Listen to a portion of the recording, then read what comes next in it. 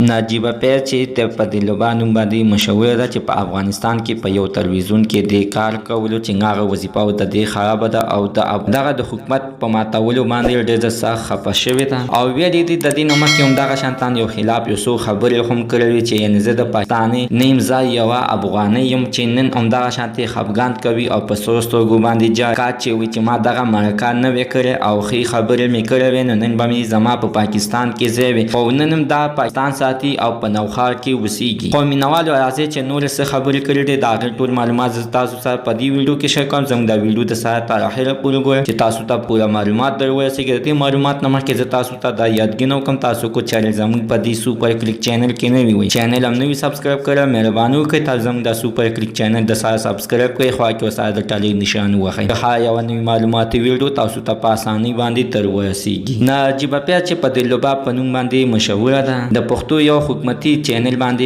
هم د دې